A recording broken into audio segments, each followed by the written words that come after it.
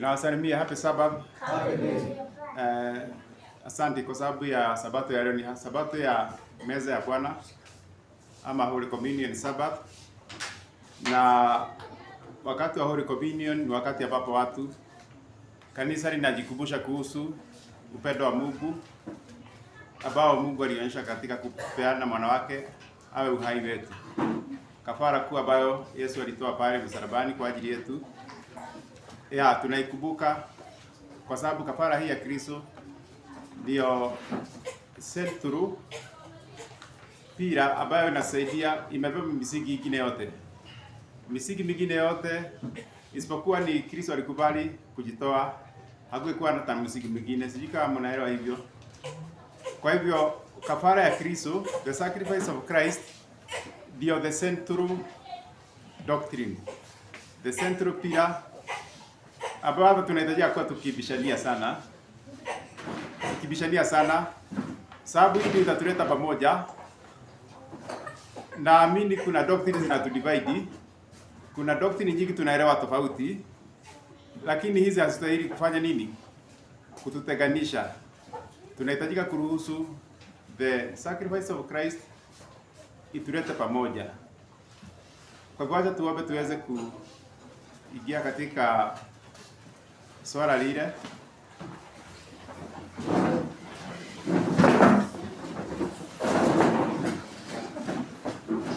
Tunakushukuru Baba wa mbinguni kwa sababu ya kumpeana mwana wako wa pekee ambaye ulimpeana aweze kuwa haki yetu, awe nguvu yetu, awe tumaini letu, awe mkombozi wetu, awe tumaini letu, awe kila kitu kwetu. Asante kwa sababu ya kafara ya Kristo, mateso yake na kafara yake ambayo aliweza kutoa pale msalabani. Tunaomba Yesu tusaidie tuone na tuelewe upana, kina, kwenda juu na hata kwenda upande kuhusu hii kafara yako, ili tuweze kuappreciate siku ya leo. Ndiyo siku ya kukumbuka kifo chako, na vile kifo chako kimetuletea zawadi ya wokovu na kimetusaidia pia tukapata kuelewa misingi mingine. Baba, tunaomba saidie tulete pamoja, acha tukaribie Yesu, na tunapokaribia Kristo tuweze kukaribiana sisi kwa sisi. Kuna mafundisho mengi hatuoni jicho kwa jicho, sana sana mafundisho ya uungu. Yesu, tunaomba tusaidie tusiruhusu kuelewa tofauti kuhusu mambo ya uungu, ituzuie kukuja pamoja kwa ajili ya kutumia meza ya Bwana. Tunaomba Yesu tutasafishe. Tunajua wakati huu ndio unatusafisha, haya cleansing. Tunaomba usafishe kutokana na ubinafsi, tusafishe kutokana na self seeking, tusafishe kutokana na kiburi, tusafishe kutokana na mafarakano, na utulete pamoja Yesu, na jina lako litakuja kutukuzwa. Nisaidie ninapoongoza huduma hii, unichome midomo yangu na kaa kutoka katika hekalu lako, ili niweze kuelekeza watu wako wakuone, waone kafara yako, waweze kukukaribia na wakaribiane mmoja na mwingine. Katika jina la Kristo tumeomba na kuamini. Kitabu cha 1 Corinthians, mmoja tusomee 1 Corinthians chapter 10 verse 16 na 17. 1 Corinthians chapter 10 verse 16 na 17. Wakorintho wa kwanza 10 mstari wa 16. Haya, somee.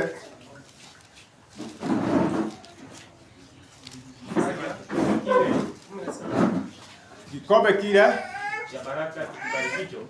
Kikombe kile cha baraka tukibarikicho. Je, si ushirika wa damu ya Kristo? Si ushirika wa damu ya Kristo? Mkate ule tumegao. Mkate ule tumegao. Si ushirika wa mwili wa Kristo? Si ushirika wa mwili wa Kristo? Kwa mkate ni mmoja. Kwa kuwa mkate ni mmoja, sisi tulio wengi tu mwili mmoja. Sisi tulio wengi tu mwili mmoja. Kwa mimi naamini ya kwamba tukikubali meza ya Bwana inaweza tuleta pamoja, licha ya tofauti ya doctrines, especially masuala kuhusiana na doctrines za Godhead. Maana tunaambiwa kwamba mkate na kikombe inatupea ushirika, na hata kama sisi tuko many members, even if you are many members, we are one bread. Wakati tunapenda hii meza itulete pamoja licha ya tofauti ambazo tunaweza kuwa nazo hapa kuhusiana na masuala mengine. Mimi ningependa hiyo, natafuta hiyo mimi sana, sababu obvious mnajua kuna tofauti ya kuona mambo, na usigoje mwenzako aone kama vile unaona, na hii mmeongea hapa nje dakika chache. Mafundisho mengine inahitaji hata watu waweke hata seminar. Kwa hivyo tusiruhusu tofauti ya kuelewa doctrine tofauti itufanye tukose kuja pamoja kwa ajili ya kutumia mkate. Lazima tuwe na forbearance with one another, ili watu, Mungu asaidie, Yesu asaidie watu. Hata kwani pioneers walichukua muda gani kuelewa mambo sawa sawa? Ni miaka nyingi sana. Kwa hivyo tusihukumiane. Sitaki nikuone kama wewe sio ndugu, niseme kwanza wewe huyu sio ndugu sababu anaona tofauti na mimi, ama unione huyu sio ndugu sababu anaelewa tofauti na mimi kuhusiana na mambo mengine. Kwa hivyo Mungu asaidie sana, na naamini Mungu anataweza kututakasa ili tuweze kuondoa those differences in his timing. Kwa hivyo mimi naona ndugu yangu kama my brother, I embrace him as my brother, hata kama tunaona mambo mengine tofauti. Na hiyo ndio spirit nataka Yesu anipe na pia atupe sisi wote. Haya, kitabu cha mkate na divai inatukumbusha kafara ya Kristo ambayo Yesu aliweza kujitolea kwa ajili yetu. Hebu some kitabu cha John chapter 6 verse 54, 56 na pia 57. John chapter 6 verse 54, 56 na 57. Nasema, aulaye mwili wangu na kunywa damu yangu, aulaye mwili wangu na kunywa damu yangu anao uzima wa milele, nami nitamfufua siku ya mwisho. Nami nitamfufua siku ya mwisho. Maana mwili wangu ni chakula cha kweli. Mwili wa Yesu ni chakula cha kweli, na damu yangu ni kinywaji cha kweli. Na damu yake ni chakula cha kweli. Aulaye mwili wangu na kunywa damu yangu, aulaye mwili wangu na kunywa damu yangu, ukaa ndani yangu nami ukaa ndani yake. Ukaa ndani yangu nami ukaa ndani yake. Ukisoma Desire of Ages katika page 660.4, Desire of Ages page 660.4 inasema hivi, na kama kuna mwingine amefungua ni sawa, lakini acha nifungulie hapa sababu ya muda. Desire of Ages page 660.4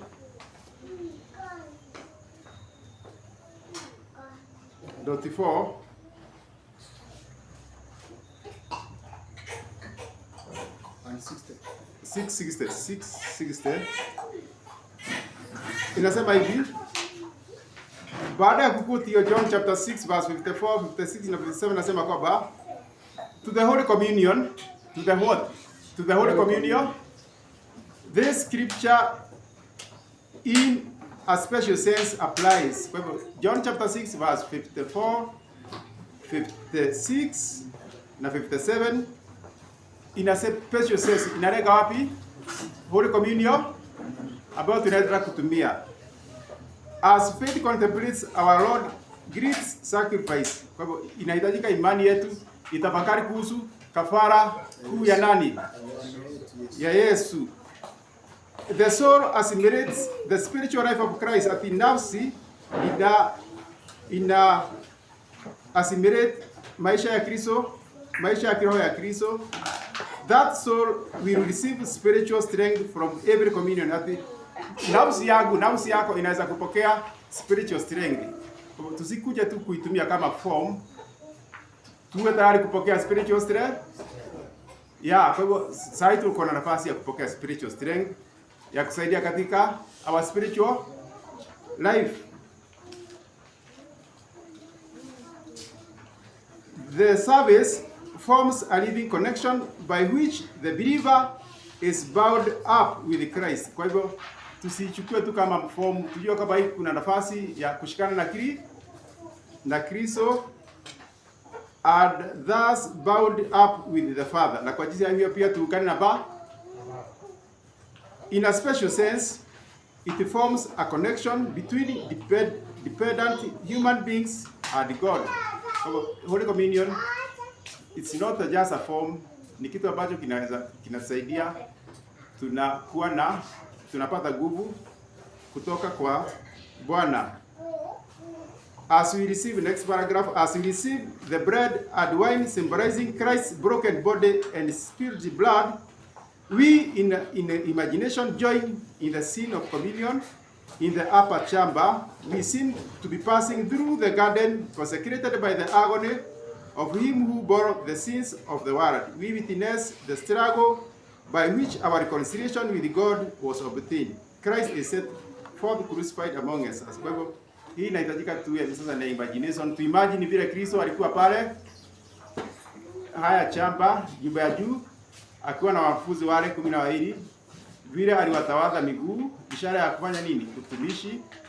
Vile alipeana uhai wake akaweka chini kwa ajili yao, kwa mfano wa mkate na divai. Vile aliwafundisha na vile alienda Gethsemane akabeba mzigo wa dhambi wote. The burden of our sin was laid upon him. Vile aliweza kutoa hali ambayo ilikuwa inafanana na matone ya damu. Vile aliomba, akaomba maombi ambayo ilikuwa yanafanana matone yanafanana na damu ya sweat, ilikuwa kama matone ya damu. Tumuone akianguka kifurifuri kwa ajili yetu. Tumuone akija kusalitiwa na Yuda. Tumuone akija kukamatwa. Tumuone akipelekwa mbele ya Kayafa. Tumuone akipelekwa mbele ya judgment hall. Tumuone akipelekwa mbele ya Pilate. Tumuone akiwa mbele ya Herode. Tumuone akipigwa mijeledi, akiwekwa taji ya miiba. Tumuone akipigwa. Hebu sikia vile alipigwa. Ukisoma kitabu cha Isaya chapter 50 verse 4. Isaya chapter 50 verse 4 inasemaje kumhusu vile alipigwa? Isaya chapter 50 verse 4. Bwana Mungu amenipa ulimi wa hao watumishi wao. Hebrews 5 na 6 maana nasema I give my back. 6.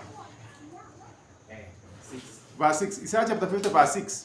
Aliwatolea wapigao mgongo wangu. Aliwatolea wapigao mgongo wake na wao ndevu mashavu yangu. Kwa hivyo akapeana mgongo wake achapu, akapeana ndevu zake angole. Wewe mbona ngolewa ndevu?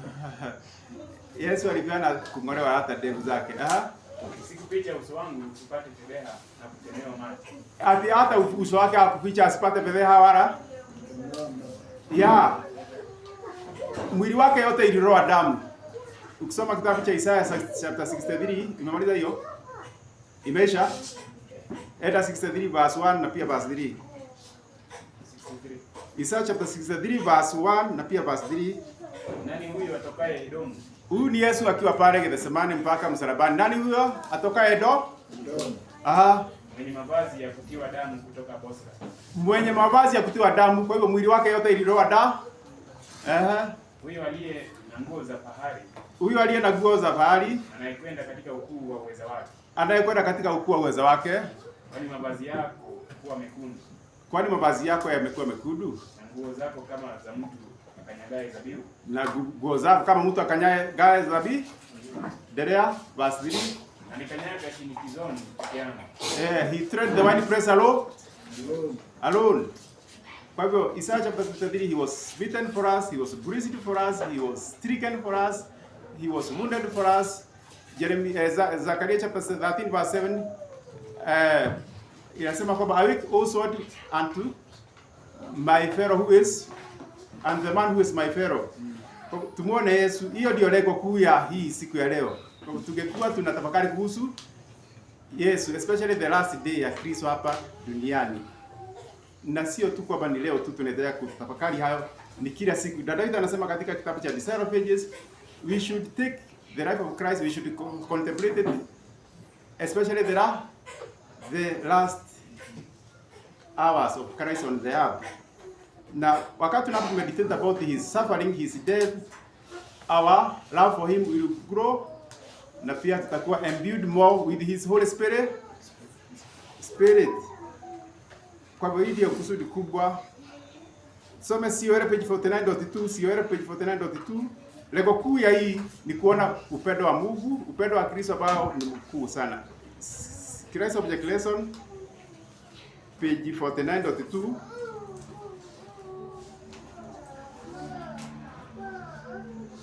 Sio page 49.2 anasemaje?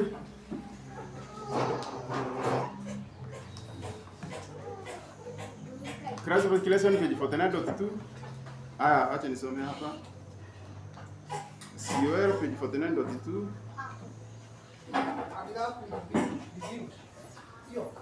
Endelea. Ati na upendo utafunuliwa katika kafara. The plan of redemption was laid in sacrifice. Ati mpango wa ukombozi ulitekelezwa katika kafara. Sacrifice so good and Ati kafara ambayo ni pana sana na ambayo iko juu sana, ambayo haipimiki. Kafara iko ni pana sana, ni ya juu sana, ambayo haipimiki. Christ gave all from us. Kristo alipeana vyote kwetu, And those who receive Christ will be ready to sacrifice all. na wale ambao watajipeana, watampokea Kristo watakuwa tayari kupeana vyote. Sasa tungekuwa tunapigania vile tutapeana vyote kwa ajili ya Kristo, tungekuwa tunashindana nani atatumikia mwingine zaidi ya mwingine. Lakini sasa shetani amefanikiwa kutuletea divisions. Yesu asaidie sana.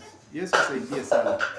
Yesu, tumesahau sana ile kitu ya msingi kabisa kuhusu kafara ya Kristo, ambayo peke yake ndio italeta pamoja watu katika church ile, hata katika familia. Daudi anasema kwamba ili ndugu na ndugu akuje pamoja ni ndugu na kukaribia Kristo.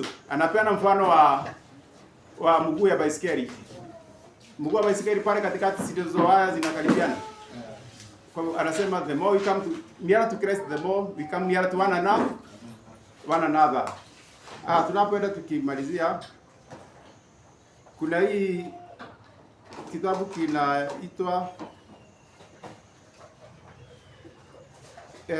kinaitwa Amazing Grace 176.4.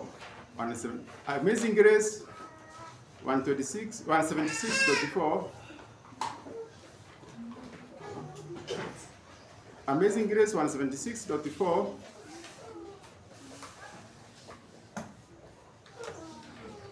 AG 176.4. Yeah. When Adam sinned, dragged the race into hopeless misery. Wakati Adamu dot 3 inaanzia na plan of redemption vile tumesikia. Hebu anzia dot 3.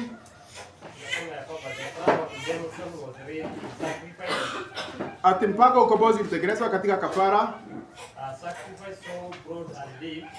Kafara ambayo ni pana sana na ni kuu sana na ni ya kina sana na ya juu sana. That is immeasurable. Ya kwamba haiwezi kupimika. Christ gave all for us.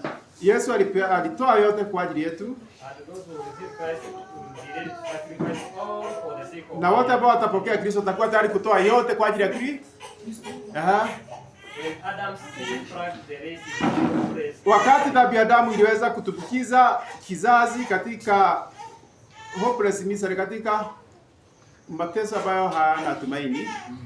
God might have cut himself loose from the fallen beings. Ati Mungu angeweza kukikata kizazi, bali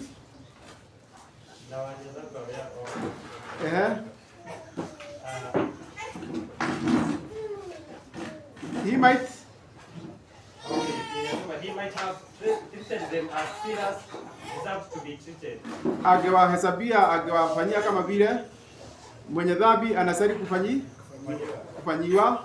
He might have commanded the angels of heaven to pour out upon our world the veils of his wrath. Angeamrisha malaika wa mbinguni wamwage mapigo 7, virus zile mapigo ya Revelation chapter 16. Angeamuru malaika wamwage mapigo. He might have removed this dark brought from this universe. ati angeweza kufuta hii giza iliyoletwa kutoka kwa hii kwa mahubiri yake. Angefutilia dunia yote kabisa, angeifutilia kabisa. But he did not do this. Lakini hakufanya hivi. Instead of banishing them from his presence, badala ya kuwatoa, kuwafurusha kutoka uwepo wake, he came still nearer to the foreign race. Alikuja bado karibu kwa kizazi ambacho kilikuwa kimeanguka. He gave his son to become bone of the bone and flesh of our flesh. Akapeana mwana wake awe mifupa kwa mifupa yetu na nyama kwa nyama zetu. Kwa hivyo kumaanisha kwamba closeness ambayo inakuwa kati ya wife na husband ndio nawada Mungu anapeana uhusiano wa ndoa na kanisa. Kwa sababu uhusiano wa Kristo na kanisa unahitajika kuwa uhusiano wa husband na wife. Si anasema kwamba utakuwa mifupa, hii ni mifupa ya. Kwa hivyo hivyo ndivyo itaendelea kuwa. Kwa hivyo sasa maisha yetu yanahitaji kuwa yameshikana na maisha ya Kristo. Awe kwetu tuwe kwake mifupa kwa mifupa yake na nyama zake. Hiyo ni kumaanisha kwamba tunakuwa connected karibu sana na Kristo. Endelea. Inasema the gift of God to man is beyond all computation. Ati zawadi ya Mungu kwa mwanadamu inapita kipimo. Haiwezi kuhesabika, inapita hesabu yote. Nothing was withheld. Kwa hivyo tufika hapo. Kwa hivyo tuelewe hii tunahitajika tuone upendo wa Mungu. Tuone kafara ya Kristo. Hapana kwenda juu, kwenda chini kwa kitabu cha Efeso chapter 1 verse 17 nasema kwamba that you may know the love of God, that the breadth, the height, the breadth, the depth of that love. Kwa Mungu asaidie. The cross ndio the central pillar. Ukisoma page 560.2 anasema the cross is the central pillar. But all other pillars zina clean, zina cluster. Kwa hivyo mimi naona tukikaribia msalaba, tukielewa msalaba vizuri, kuna uwezekano tukuje kuona eye to eye other doctrines. Is it possible? Approach the understanding of other doctrines tukitumia the cross. Is it possible to come to the point of seeing every doctrine eye to eye? Yeah, lakini ni kwa kwanza kuja msalabani itasaidia kuona other doctrines eye to eye. Na haitakuwa ni shida. I believe it will not be a problem. I believe God can make miracles. Kwani si msalaba ni kitu gani kinafanyika msalabani? Si kunakuwa na kubadilishwa. Transformation of character. Msalabani ndio tunaweza ona tujue Mungu na tumjue mwana wake. Na tujue other doctrines. Kwa hivyo Mungu asaidie watu wake, kanisa lake. Pia hiyo 6 BC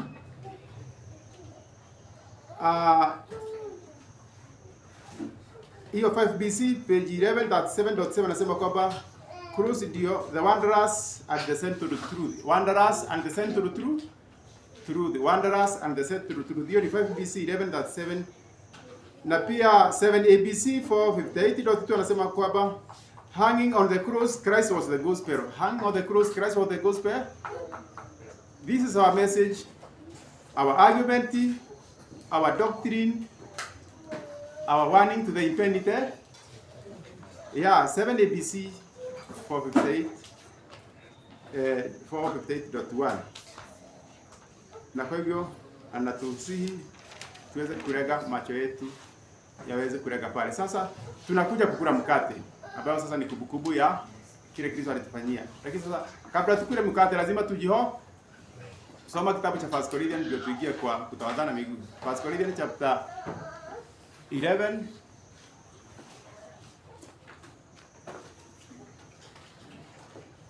lakini kabla tuingie kwa 1 Corinthians mmoja anasoma kitabu cha Proverbs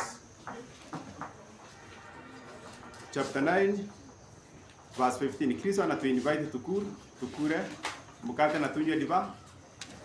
Proverbs Proverbs chapter 9 verse 1, hapo ni wisdom anaongea, by his wisdom ni Christ.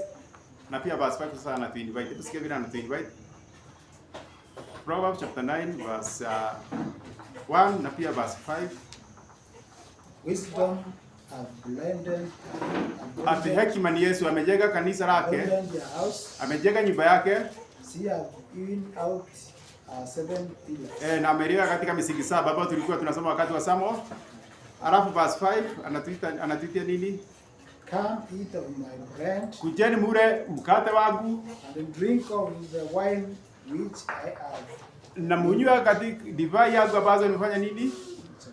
Nimechanganya. Sasa ili tukule mkate na tunywe divai lazima tujiho. Sasa tuende 1 Corinthians chapter 11.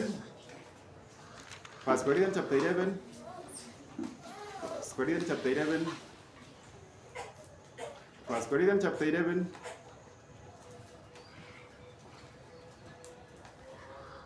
Verse 23.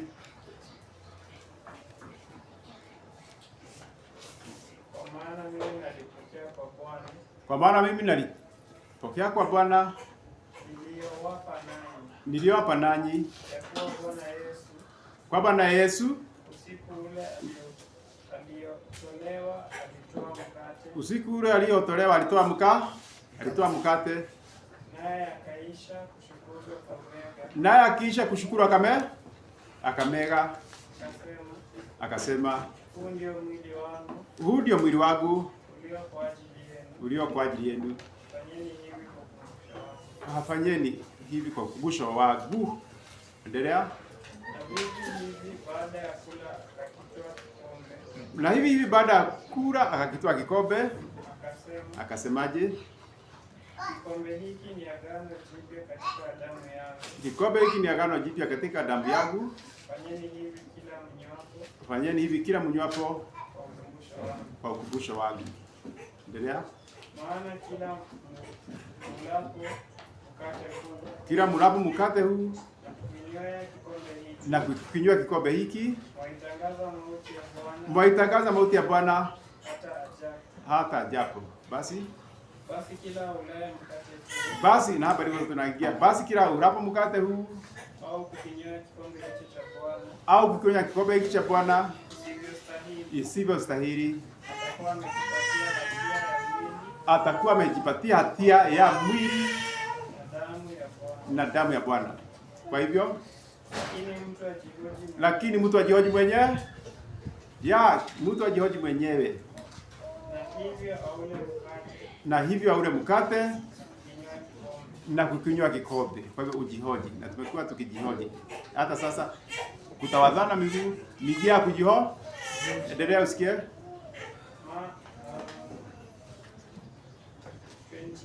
Sasa katika kujihoji mwenyewe, Mungu alileta, Yesu alitengeneza ile huduma inaitwa foot washing. Foot washing ni kwa ajili ya kujihoji, na hapa tunajua kwamba tunapofanya huduma hii bigu inakuwa hapa. Bigu inakuwa hapa. Holy water anakuwa hapa. Hiyo ni Desire of Ages. Hata kitabu cha kitabu cha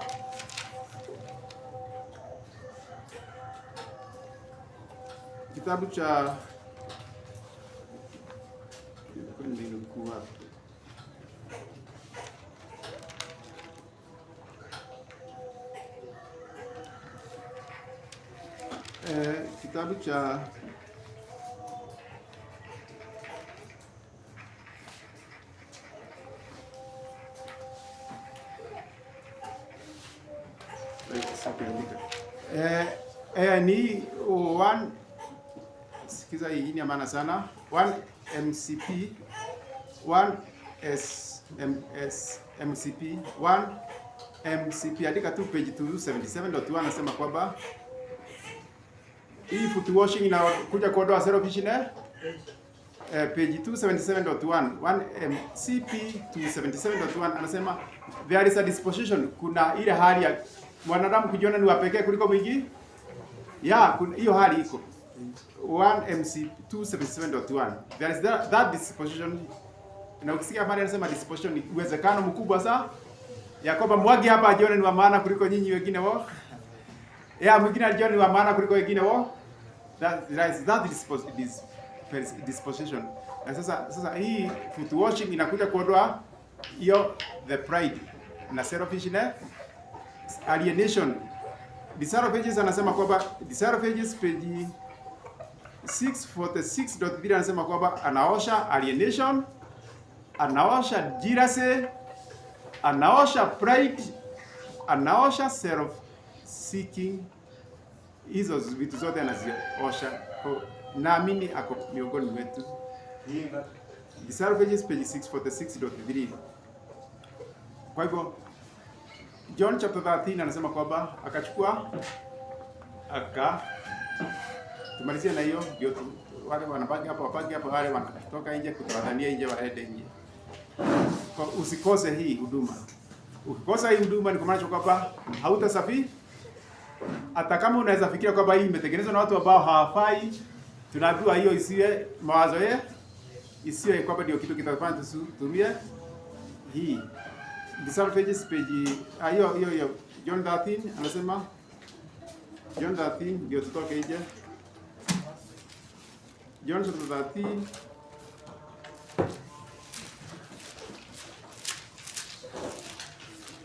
verse 1. Basi kabla siku ya Pasaka Yesu akijua ya kuwa saa yake imefika, akijua kwamba saa yake imefika,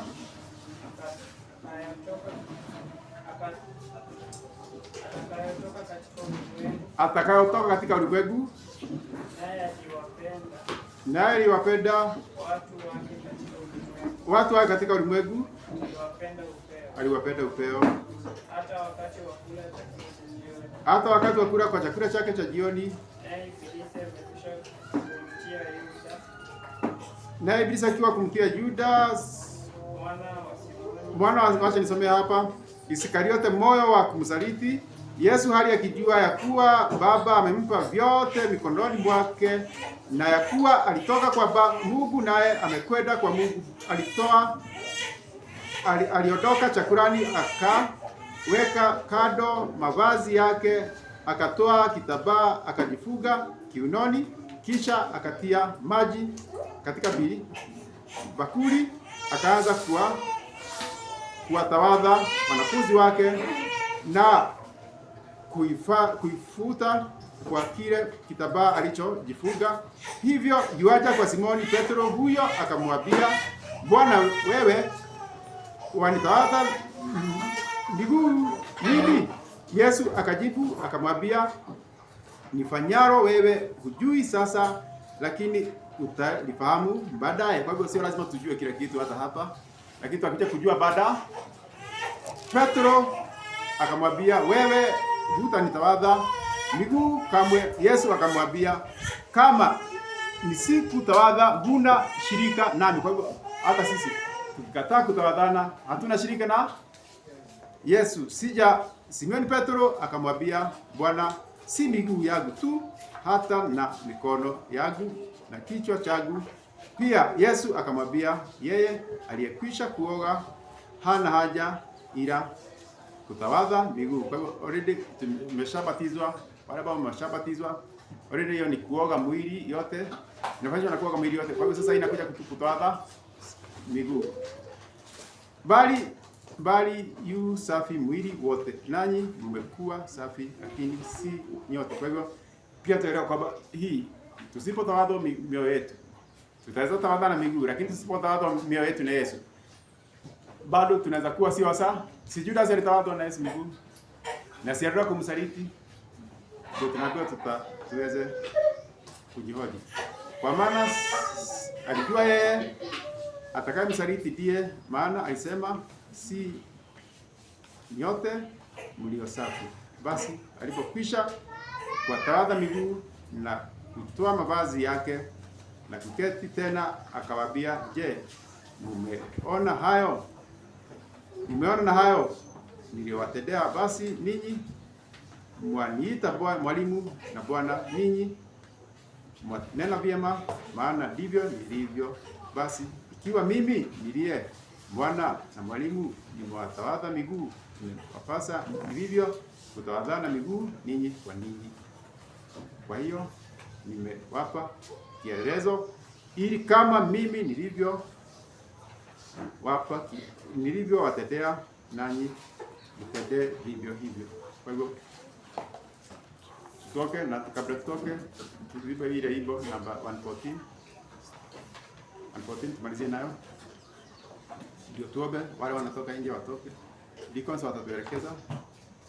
114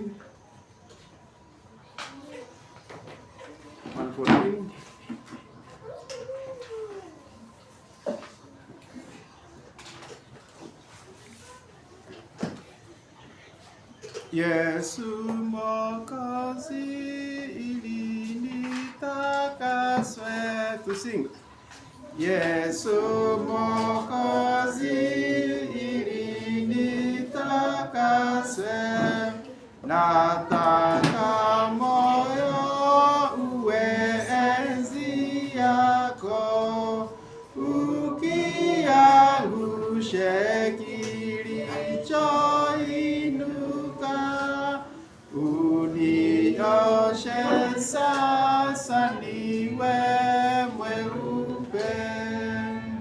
mweupe tu, ndio mweupe, ukiniosha nitakuwa safi. Bwana Yesu sasa unitazame, unifanye niwe dhabihu hai, najitoa kwako na moyo vyote, unioshe sana niwe mweupe tu, ndio mweupe, ukiniosha nitakuwa safi. Bwana, kwa hiyo nakuomba sana, nangojea miguuni pako, wanaokuja hutupi kamwe, unioshe sasa niwe mweupe tu, ndio mweupe, ukiniosha nitakuwa safi.